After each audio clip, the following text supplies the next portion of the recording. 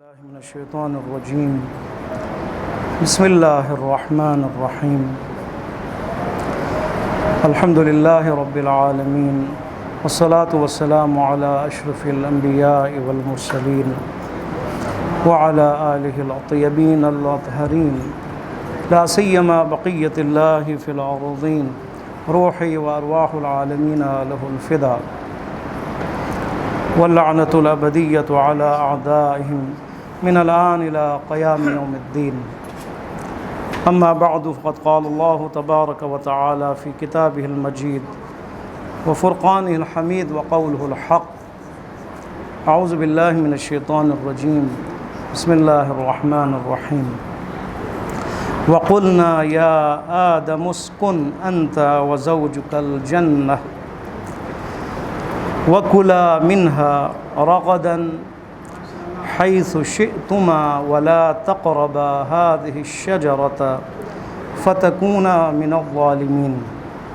فأزلهما الشيطان عنها فأخرجهما مما كانا فيه وقلنا اهبطوا بعضكم لبعض عدو ولكم في الأرض مستقر ومتاع إلى حين. الحمدللہ، خدا کا شکر، پروردگار عالم نے زندگی عطا فرمائی اور ہمیں توفیق عطا فرمائی کہ ہم بیت اللہ میں، مسجد مقدس میں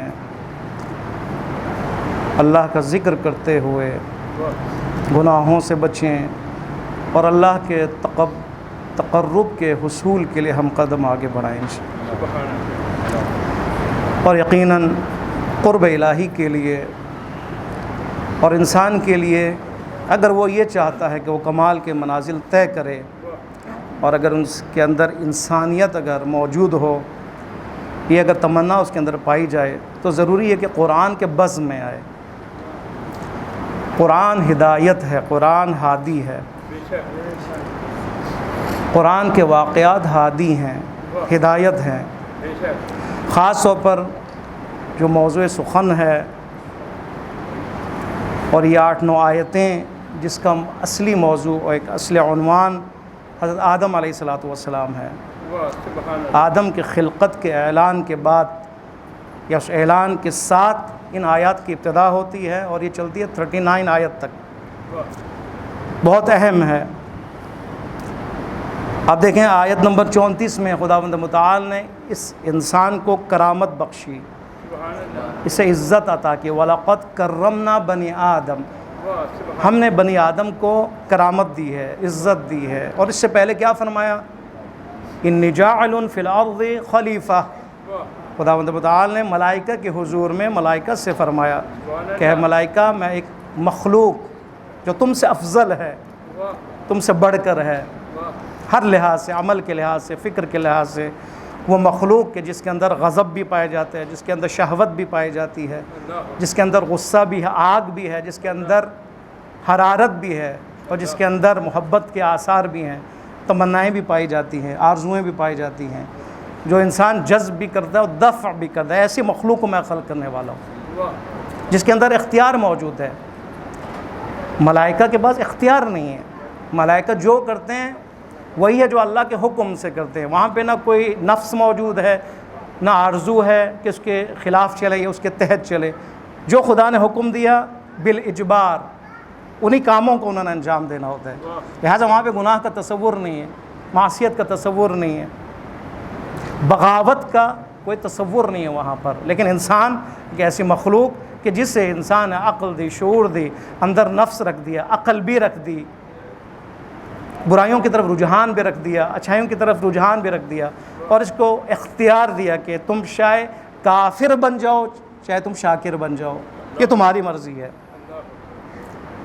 اگر شاکر بنو گے تمہارے فائدے میں، اگر کافر بنو گے اور منکر خدا بنو گے تمہارے نقصان میں۔ یہ سمجھا دے اس انسان کو۔ اس کا مطلب ہے سمجھدار مخلوق ہے، اس کے اندر وہ پوٹینشیل پائی جاتی ہے کہ وہ سمجھے اور سمجھنے کے بعد اپنے ہدف کا تعین کرے اور ہدف تک پہنچنے کے لیے جہاد کا راستہ اختیار کرے، مجاہد فی سبیل اللہ بنے، دشمن سے ٹکرائے، پھر وہ آگے بڑھے۔ ممکن ہے وہ گر جائے لیکن دوبارہ وہ اٹھے، دوبارہ توبہ کا راستہ اختیار کرے، دوبارہ خدا کے بنائے ہوئے یا بتائے ہوئے اس راہ پر وہ چلے۔ یہ انسان ہے، یہ انسان ہے جسے ترقی دی گئی ہے اور جس کے اندر ترقی کے لیے کھلا راستہ موجود ہے، اسی لیے وہ فرشتوں سے بھی بڑھ جاتا ہے۔ فرشتوں کے لیے راستہ بند ہے، جو ہے وہی ہے، لیکن انسان کے لیے لامحدود راستہ ہے۔ اہدنا الصراط المستقیم، لامحدود راستہ ہے، سیدھا راستہ ہے لیکن اس کی کوئی حد نہیں ہے۔ اس کے حد کیا ہے؟ قرب الہی ہے، قرب الہی، قرب تک پہنچنا ہے۔ اب قرب کے لیے بھی کوئی انتہا نہیں ہے، قرب کے لیے کوئی انتہا نہیں ہے۔ آپ چلتے جائیں، بڑھتے جائیں، یہ سفر طے ہوتا رہے گا۔ انسان اگر گناہ کرے یہ سفر رک جائے گا، یہ انسان واپس پلٹے گا۔ لہذا پروردگار عالم نے اس انسان کو مسجود ملائکہ قرار دیا، ملائکہ نے سجدہ کیا خدا کے حکم سے، صاحب وقار بنا، صاحب احترام بنا۔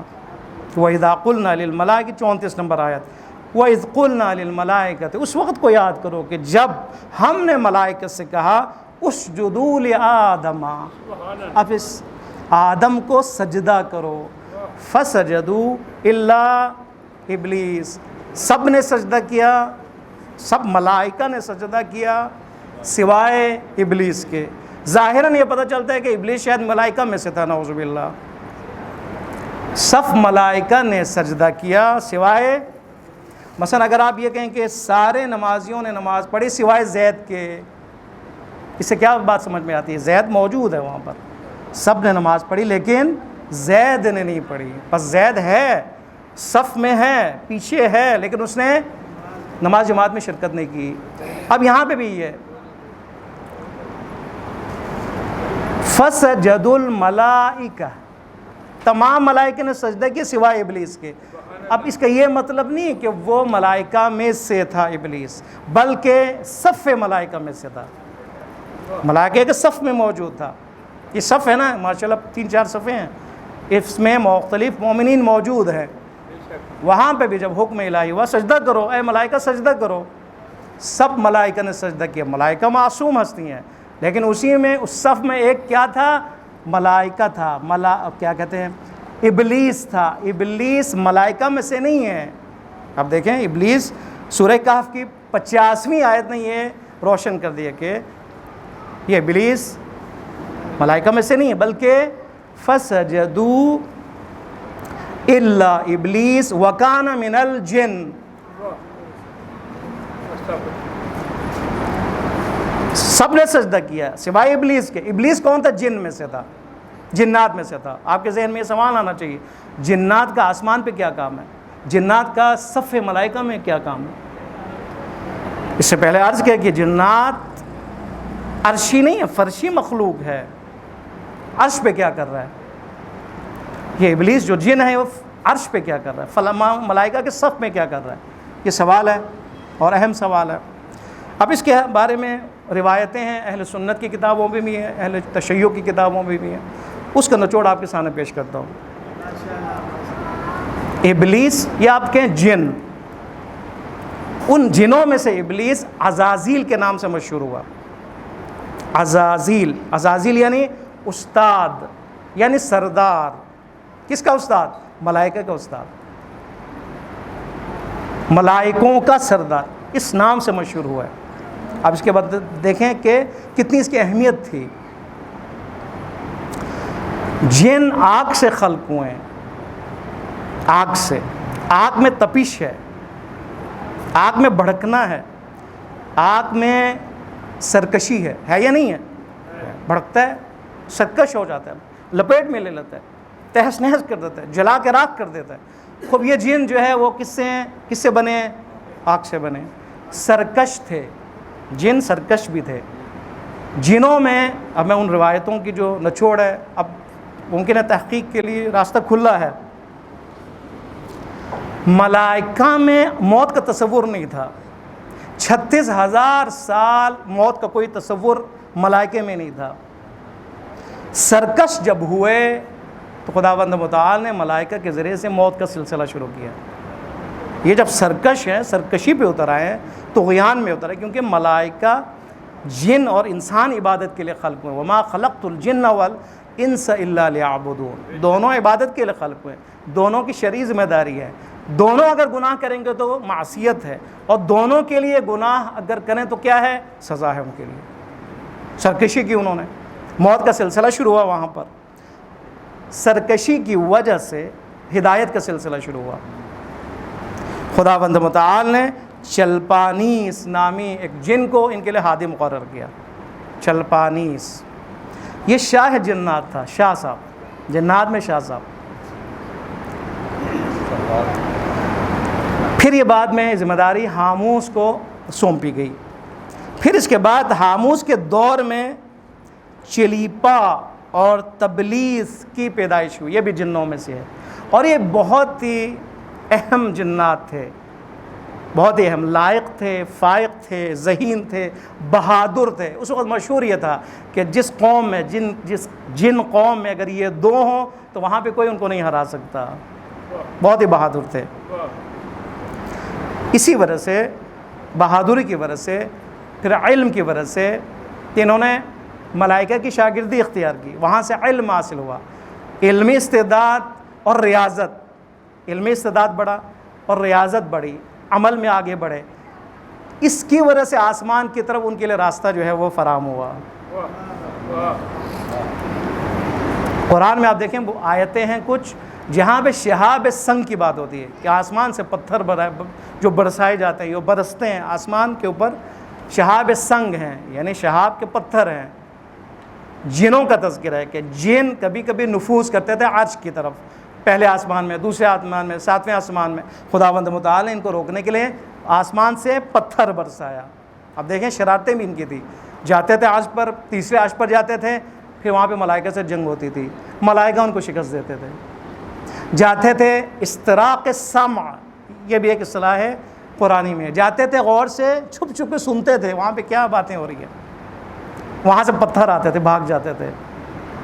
آسمان کی طرف راستہ کھلا, راستہ ملا ان کے استعداد کی وجہ سے, ان کے اس مقام کی وجہ سے, ان کی استادی کی وجہ سے, ان کے اس عمل کی وجہ سے. لیکن گانے کے بعد شرارت شروع ہوئی. شرارت کی وجہ سے ملائکہ کے ساتھ جنگ بھی شروع ہوتی تھی. ملائکہ نے بہت دفعہ ان کو شکست بھی دی, اور یہاں تک کہ وہیں پہ ابلیس نے حضرت عزرائیل کو دیکھا, اور دیکھتے تھا سجدے میں گر گیا. اور بڑا مکار تھا ابلیس, بڑا مکار تھا, بڑا استعداد بھی ہے اور مکار بھی تھا. اور فوراً اس نے اس مکاری کی وجہ سے توبہ بھی کیا, کہا میں توبہ کرتا ہوں, آئندہ یہ نہیں ہوگا. پھر اس کی شاگردی شروع ہوئی, ملائکہ نے ان کی شاگردی شروع کی, اور یہ کیا بنے؟ شاگرد بنے.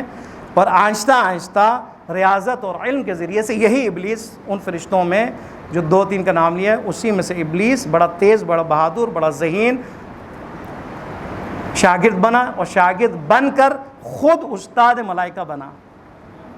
عرش پہ, زمین کی بات نہیں ہوتا, عرش پہ. اور 7 عرش میں یہ مشہور ہوا, پہلے عرش میں نہیں, 7 عرش میں یہ مشہور ہوا. آپ دیکھیں کہتے ہیں کہ 7 عرش میں پہلے آسمان میں یہ عابد کے نام سے مشہور ہوا, دوسرے آسمان میں زاہد کے نام سے مشہور ہوا, تیسرے آسمان میں بلال کے نام سے مشہور ہوا, چوتھے آسمان میں والی کے نام سے مشہور ہوا, 5ویں آسمان میں تقی کے نام سے مشہور ہوا, 6ٹھے آسمان میں کبازان کے نام سے مشہور ہوا. 7ویں آسمان میں روایت میں ہے, روایات اہل سنت اہل تشیع دونوں کی طرف سے, بقعۂ نور میں وہ موجود تھا. 7ویں آسمان میں جہاں نور ہے, نور, بقعۂ نور, وہاں پہ یہ موجود تھا. وہاں پہ موجود, کتنی اس کی رسائی تھی وہاں پر. اب دیکھیں تاریخ میں ہے, روایت کے تھرو سے جو بیان ہوا ہے, 14,000 سال اس نے عرش کا طواف کیا ہے. تقریباً 30,000 سال مقربین فرشتوں کا یہ استاد رہا ہے. تقریباً 80,000 سال یہ فرشتوں کے درمیان رہے, 80,000 سال. یہاں تک کہا جاتا ہے, آپ کے ذہن کھولنے کے لیے البتہ تحقیق ہے یہاں پر, ہونی چاہیے کہ آیا اس میں کوئی اشکال ہے یا نہیں, لیکن کیونکہ خود قرآن نے کہا ہے سب نے سجدہ کیا سوائے ابلیس کے, بس یہ موجود ہے وہاں پر. ملائکہ کے سب میں موجود ہے. سوال ہے کیسے پہنچے وہاں پر؟ وہ یہ تو فرشی مخلوق ہے, آگ سے بنائی, وہ تو نورانی مخلوق ہے. یہ ہے مراحل, یہ ہے مراحل. مختصر آپ کو عرض کیا. یہاں تک کہ کہا جاتا ہے کہ جنت میں جو رضوان ہے, جو بہترین جگہ ہے, وہاں تک اس کی رسائی ہوئی ہے. یہاں تک کہا جاتا ہے کہ بیت رضوان کی چابیاں اس کے پاس تھی. اختیار ملا اس کو, شہرت ملی اس کو, اختیار ملا اس کو. اب ظاہر ہے جب انسان کو یا جن کو اختیار ملے تو طغیان شروع ہو جاتا ہے. اختیار جب زیادہ مل جائے, شہرت جب زیادہ ہو جائے, استاد جب ہو جائے, استاد الملائکہ جب ہو جائے, تو کیا ہوتا ہے؟ انسان کیا کہتا ہے؟ میں ہوں اور کوئی نہیں ہے, میری دیکھیں کیا حیثیت ہے, میں تو استاد ہوں ان کا, میں تو عرش پہ پہنچوں, میں تو ساتوں آسمان میں پہنچوں, میرے ہاتھ میں چابی ہے, کنجی ہے رضوان کی. اس نے کیا کیا؟ انانیت پیدا کی. اس کے اندر جو ہے خود پسندی پیدا ہوئی. اس نے احساس کیا کہ میں تو رب ہوں, ممکن میں رب ہوں, سارے اختیار میرے پاس ہے, سارے میرا احترام کرتے, ملائکہ میرا احترام کرتے. اپنے اندر برتری کا احساس ہونے لگا, علو کا احساس ہونے لگا, اپنے آپ کو بادشاہ تصور کرنے لگا اور اپنے آپ کو رب تصور کرنے لگا. اسی اسلام میں خداوند, آپ دیکھیں یہی اس کا ذہنیت ہے, برتری کا رجحان, اور اس کے اندر جو ہے انانیت, اس کے اندر جو ہے خود پسندی. اسی موقع پر خدا نے فرمایا انی جاعل فی الارض خلیفہ. اسی دوران فرمایا میں زمین پر خلیفہ بنانے والا ہوں. آپ دیکھیں اس کا کیا حال ہونا چاہیے. خود برتر ہے, خود عالی ہے, لیکن خدا خلیفہ کس کو بنا رہا ہے؟ آدم کو بنا رہا ہے. حسد شروع ہو گیا, حسد شروع ہو گیا.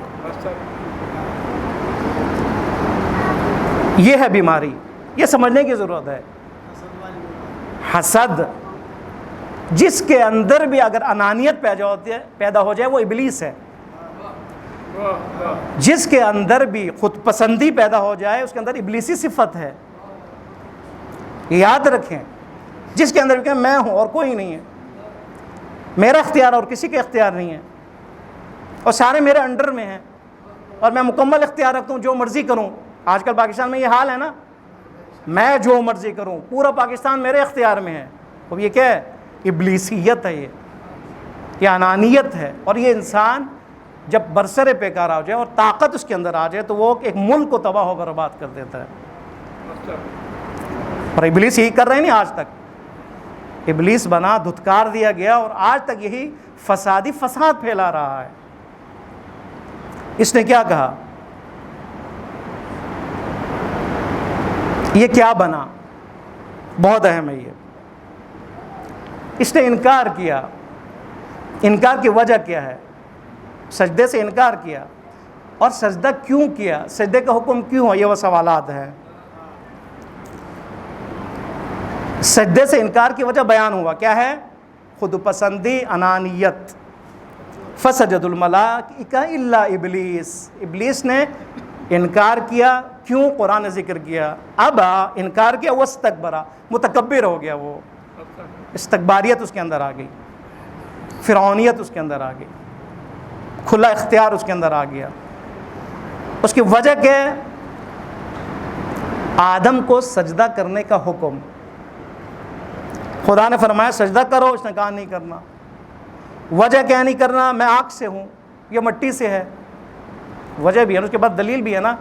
شیطان دلیل رکھتا ہے. ہر انسان جو شیطان ہو جائے دلیل رکھتا ہے اس کے اندر. ہر کوئی ظالم اگر ظلم کرے وہ اپنا دلیل شیطانی رکھتا ہے. شیطان کے بعد دلیل ہے. وہ دلیل کیا ہے؟ میں آگ سے بنا ہوں, آگ کا کام اوپر اٹھنا ہے. یہ مٹی سے رہے, مٹی اوپر سے نیچے سے اوپر نہیں جاتی, اوپر سے نیچے بیٹھتی ہے. تو میں جو ہے افضل ہوں, میں اس سے بڑھتر ہوں. بندے خدا, تو یہ دلیل دے رہا ہے کہ میں آگ سے بنا ہوں. خود بنانے والا کون ہے؟ تو اگر آگ سے بنا ہے تو تجھے آگ سے بنائے کس نے؟ اللہ نہیں بنایا ہے نا. وہی اللہ تجھے حکم دے رہا ہے کہ اس مٹی کے مخلوق یعنی آدم کے سامنے سجدہ کرو. کیوں نہیں کرا تو؟ کیوں نہیں کرا تو؟ کرو, سجدہ کرو. تجھے آگ سے بنایا تو خدا نے بنایا, تجھے آگ سے بنایا تو رب نے بنایا. وہی جو حکم دے رہا ہے اسی نے بنایا تجھے. عبودیت سے نکل گیا. دیکھو جہاں پر بھی خداوند متعال حکم دے اور جہاں حکم کا انکار ہو یعنی یہ کافر بن جاتا ہے. عبودیت سے نکل آتا ہے. اسی لیے خدا نے فرمایا وَكَانَ مِنَ الْكَافِرِينَ, یہ کافرین میں سے ہو گیا, کافرین میں سے ہو گیا. ایک سوال یہ ذہن میں آتا ہے کہ سجدہ کس چیز کا تھا؟ فَسَجَدُ الْمَلَائِكَ اُسْجُدُوا, سجدہ کرو. ملائکہ نے سب نے سجدہ کیا, ابلیس نے سجدہ نہیں کیا. خوب آدم کو کیوں سجدہ کیا؟ آیا یہ آدم کی ذات کے لیے سجدہ ہے یا اللہ کے لیے سجدہ ہے؟ ظاہراً تو آدم کے سامنے سجدہ ہو رہا ہے. یہ سجدہ کرنا عبادت خدا, یہی عبودیت ہے, کیونکہ حکم خدا ہے. اپنے نفس کے ماتحت تو نہیں کیا نا سجدہ, اپنی مرضی سے تو نہیں کر رہا, حکم خدا ہو رہا ہے کہ اس جدو سجدہ کرو. اور جہاں پر بھی حکم خدا ہو, اور بے شک وہ آدم کے سامنے ہو, وہ کیا ہے؟ حکم خدا ہے. اور وہاں پر اس عبد نے عبد بننا ہے, نہ کہ شیطان بننا ہے. اس نے عبودیت کا انکار کیا, اس نے عبدیت کا انکار کیا ہے, عبودیت کا انکار کیا اس نے. اللہم صلی اللہ. ظاہراً سجدہ آدم علیہ السلام کے لیے, لیکن ہے عبودیت خدا, یہ سمجھنے کی بات ہے. ظاہراً سجدہ کہاں پہ؟ آدم علیہ السلام کے سامنے, لیکن حکم کے عنوان سے, حکم کے تحت, حکم خدا کو ہم سمجھیں تو عبادت اللہ کی ہو رہی ہے, کیونکہ حکم خدا کے تحت ہو رہا ہے, حکم تو خدا کے تحت ہو رہا ہے, اطاعت ہو رہا ہے. یہاں پر عبادت بھی ہو رہی ہے, اطاعت بھی ہو رہی ہے. امام رضا علیہ السلام, دو صلوات پڑھے محمد وآل محمد. آپ کی ایک روایت ہے, آپ نے اس کو کھول دیا. اس روایت میں آپ کیا فرماتے ہیں؟ کان سجودہم للہ تعالی عبودیتاً, انہوں نے جو سجدہ کیا اللہ کے حکم سے حضرت آدم کو, یہ سجدہ عبودیتی سجدہ تھا, یعنی اللہ کی عبودیت کے تحت تھا, اللہ کے حکم کے تحت تھا. ولی آدم, اور آدم کے لیے کون سا سجدہ تھا؟ آدم کے سامنے سجدہ عبودیت کے عنوان سے تھا, اور ایک دوسری صورت میں آدم کے لیے بھی تھا, آدم کے حضور میں تھا, آدم علیہ السلام کے سامنے تھا, اکراماً, آدم کی تکریم میں, اللہ کی عبادت میں, اللہ کے حکم کے تابع ہوتے ہوئے, اللہ کی اطاعت کرتے ہوئے. اور دوسری بات کہ خود آدم کی تکریم اور آدم کی عزت اور آدم کی تعظیم میں تھا. خود آدم کی تعظیم میں کیوں تھا؟ لِكَوْنِنَا فِي صُلْبِ, اس لیے کہ ہم اہل بیت آدم کے صلب میں تھے. چلے آپ کو, ہم امام رضا فرماتے ہیں ہم ان کی نسل میں تھے. ہماری اس نورانیت کو دیکھتے ہوئے, ہمارے اس پاک نسل کو دیکھتے ہوئے اللہ نے ملائکہ کو حکم دیا کہ اس آدم کے سامنے سجدہ کرو. احترام آدم کی بھی اور احترام ہماری بھی تھی, ہمارا اکرام تھا, ہماری تعظیم تھی. بہت اہم ہے یہ. اب اتنا باکرامت انسان کہ ملائکہ بھی سجدہ کرتے ہوئے نظر آئے. اب یہ کہاں پہ زندگی کرے؟ پہلی زندگی ہے, مرحلہ زندگی آدم اور حوا ہے زمین پر. کہاں زندگی گزارنی انہوں نے؟ بنا لیا خدا نے, حوا بھی خلق ہو گئی ہیں, اب کہاں پہ وہ رہیں گے؟ اسی لیے فرمایا آیت نمبر 35, وَقُلْنَا, ہم نے کہا, یا آدم, اے آدم, اسکن, تم مسکون ہو جاؤ, تم زندگی گزارو, انت وزوجک, تو اور تیری بیوی حوا علیہ السلام, کہاں پر؟ الجنہ, جنت میں. تمہاری عظمت اتنی ہے کہ تم نے زمین کے عام جگہ پر تم نے زندگی نہیں گزارنی, بلکہ زمین کے ایک خاص مقام جنت میں زندگی گزارنی. اب یہاں پہ ہے روایتیں ہیں یا نظریات ہے کہ یہ جنت سے مراد آیا وہی ہے جو آخرت میں ہمیں ملے گی, تو بعض نے کہا وہی ہے, لیکن اکثریت نے کیا فرمایا؟ بعض نے کہا کہ یہ جنت عرش پہ ہے, عرش پہ تھا, عرش پہ. انہوں نے البتہ حبوط کے لفظ سے دلیل کیا کہ کیونکہ کہا بعد میں فرمایا خدا نے اب تم اترو, نکلو, اترو. وہ اترا اوپر سے جاتا ہے, لہٰذا انہوں نے اس سے دلیل یہ کہ یہ جنت اور یہ باغ عرش پہ ہے. لیکن آیت اللہ مکارم شرح سے فرماتے نہیں, یہ جنت, یہ باغ زمین پہ تھی, زمین پہ ہی تھی. پھر اترنے کا کیا مطلب ہے؟ کہتے ہیں اترنے کا مطلب ضروری نہیں کہ اترنا ہی ہو. اہبط یا اہبطو کا معنی اترنا نہیں ہے, کیونکہ اہبطو مصرن بھی قرآن میں ہے. اہبطو مصرن, تم مصر میں چلے جاؤ. خوب جانے کا معنی بھی ہے, داخل ہونے کا معنی بھی ہے، اترنے کا صرف معنی نہیں ہے۔ لہٰذا انہوں نے اس مختلف معنی کو دلیل بناتے ہوئے فرمایا کہ یہاں پر اہبطو یعنی اتر جاؤ صرف نہیں ہے، بلکہ چلے جاؤ بھی ہے، داخل ہو جاؤ بھی ہے۔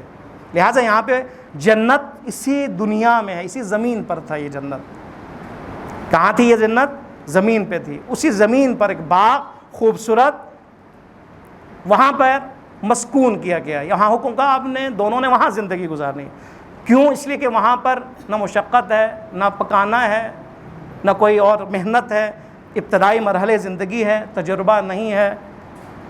اس لیے خداوند متعال کی مصلحت میں اور حکمت میں یہ تھا کہ اس باغ میں تھوڑی دیر زندگی گزاریں اور وہاں پر زندگی کا سلیقہ سیکھیں، اس جنت کے اندر دشمن کو پہچانیں، اس جنت اور باغ کے اندر تعلیم حاصل کریں، اسی میں شیطان کو پہچانیں، اسی میں اپنے ہدف کی طرف جانے کے لیے جو سلیقہ ہوتا ہے اس سلیقے کو جانیں، اور یہ پہچان لیں کہ شیطان کیا ہے؟ عدو مبین ہے۔ یہ انسان سمجھ جائے اس باغ میں، اس دنیا کے اس باغ میں یہ آدم اور حوا زندگی کا سلیقہ سیکھیں، زندگی کا ہنر سیکھیں، زندگی کرنا سیکھیں، ابتدائی زندگی سیکھیں، اور یہ احساس کریں کہ ہم نے کرنا کیا ہے، ہماری آرزو کیا ہونی چاہیے، ہم نے جانا کہاں پر ہے، اور ہمیں روکنے والا کون ہے، ہمیں روکنے والا کون ہے، ہمارا دشمن کون ہے، یہ سمجھے وہاں پر، اور یہ سمجھے کہ ہماری ذمہ داری کیا ہے۔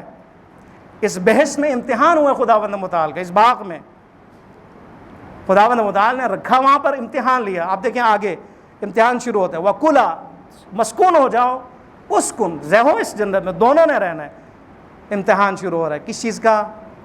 اب آپ دیکھیں وَكُلَا مِنْهَا، دونوں نے کھانا ہے، کھاؤ دونوں، منہا، اس جنت سے، اس باغ سے کھاؤ، حیث شئتما، جہاں سے بھی کھانا ہے، حیث شئتما یعنی جہاں سے بھی کھانا ہے، جہاں سے بھی کھانا ہے کھا سکتے ہو، آزاد ہو، لیکن ریڈ لائن ہے، یہ سمجھانا خدا نے، یہ تعلیم ہے، آزادی ہے تمہارے لیے لیکن 100% آزادی نہیں ہے۔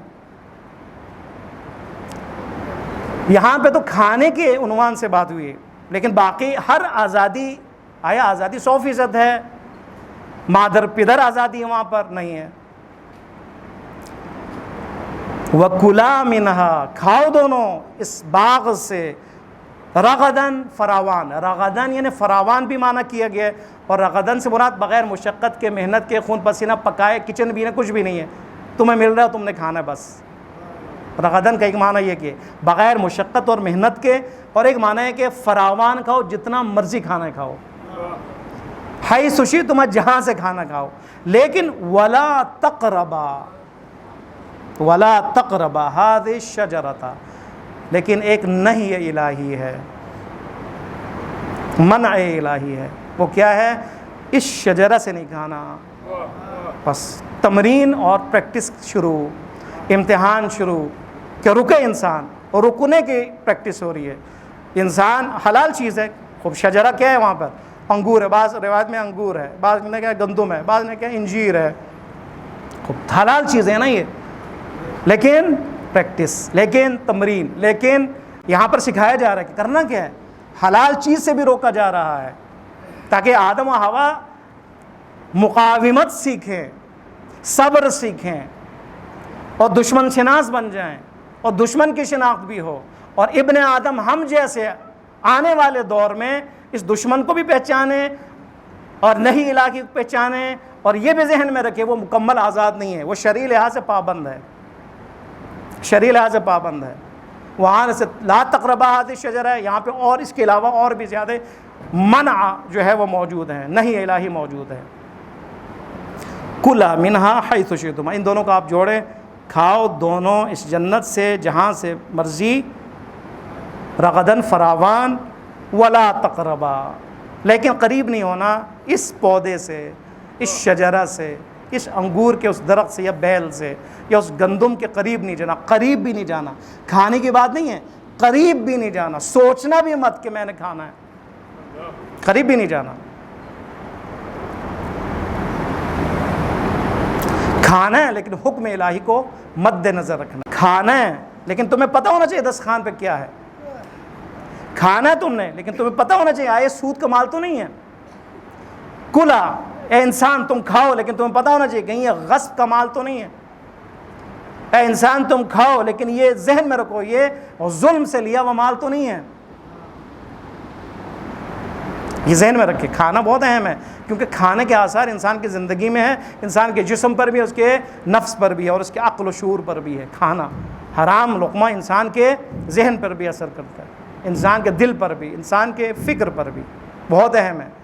یہ انسان جس کو ترقی کے لیے اور قرب الہی تک پہنچنے کے لیے خلق ہوا ہے، اور یہ خلیفہ الہی ہے، خدا کا جانشین ہے، تو اس نے کیا کرنا ہے؟ کھانے میں زیادہ دقت کرنی ہے. یہ کھانے میں اور اپنے دسترخوان پر زیادہ دھیان رکھنا ہے. اس نے اس کے لیے بہت حساس ہونا ہے. کاروبار اس کا باطل نہ ہو، کاروبار اور اس کا جو ہے تنخواہ جو ہے اس میں سود نہ ہو، وہاں پر حرام مال نہ ہو، لقمہ حرام نہ ہو، ظلم نہ ہو، کرپشن کا مال نہ ہو. یہ ساری چیزیں بہت اہم ہیں. خود بھی کھا رہا ہے، بچوں کو بھی کھلا رہا ہے. پھر کہتے ہیں کہ بچہ جو ہے سدھر نہیں رہا، خود بھی کھا رہا ہے، بچے کو بھی کھلا رہا ہے، اور کہہ رہا ہے بچہ جھوٹ بولتا ہے. وہ کیوں ہے؟ یہی ہے، لقمہ حرام ہے. یہ پریکٹس ہمارے ماں باپ، بابا ہوا، ماما ہوا اور بابا ہوا کو پریکٹس کروائی گئی اور بتایا گیا، ہوشدار دیا گیا، خبردار کیا گیا کہ ابتدائی زندگی میں کھانے پہ توجہ دینا ہے، اور جو میں ریڈ لائن دوں اس ریڈ لائن کی پابندی کرنی، اس کے آگے نہیں گزرنا، اس سے آگے نہیں جانا.